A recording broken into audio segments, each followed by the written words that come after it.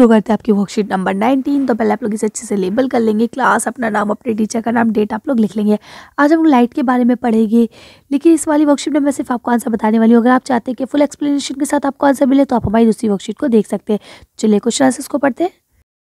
हाँ, आपका लिखा है नाउ चेक योर सेल्फ। चलिए अब अपने आपको चेक करते हैं। लिखा है suppose you are in dark room. आप जो है एक डार्क कमरे में, अंधेरे कमरे में। Can you see object in the room. क्या आप उस कमरे में चीज़ों को देख पाते हैं।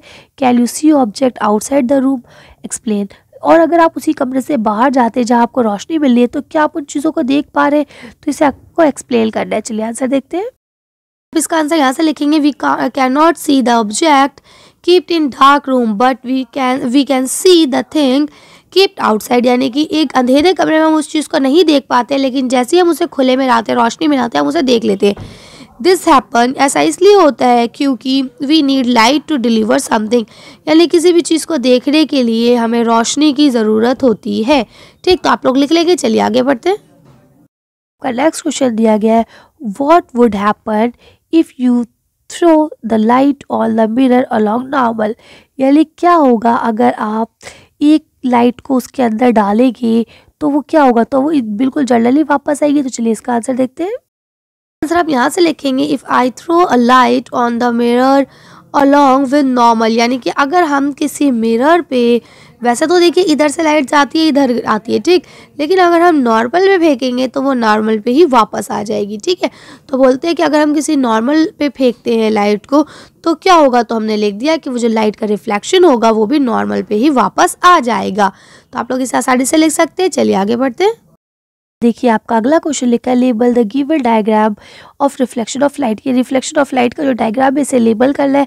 तो मैं आपको इसी तरह का एक डायग्राम दिखा देती हूँ, आप एज इट इज उसको लिख लेंगे। चलिए देखते हैं।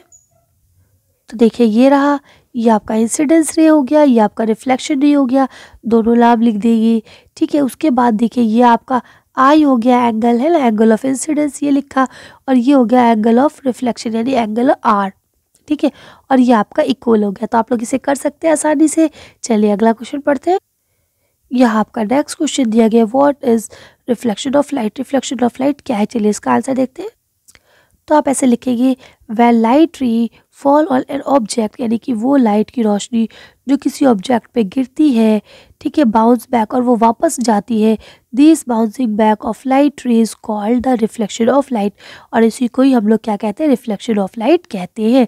तो आप आसानी से इसको कर सकते हैं। चलिए आगे बढ़ते हैं। यहाँ आपका नेक्स्ट क्वेश्चन दिया गया है कि can we see an object of incidence ray of light that strike its surface is not reflect back Y.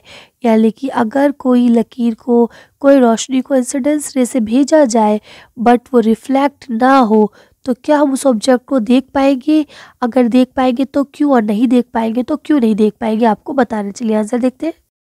अब इसका आंसर यहाँ से लिखेंगे इफ एन रे इंसिडेंस रे इज नॉट रिफ्लेक्टेड। यानी कि जो इंसिडेंस रे है अगर वो रिफ्लेक्टेड नहीं होती है किसी ऑब्जेक्ट को छूने के बाद, we will not be able to see the object. हम उस ऑब्जेक्ट को नहीं देख सकते अगर वो उससे रिफ्लेक्ट ना हो रही। क्यों, क्योंकि रिफ्लेक्ट होना बहुत ज़रूरी है।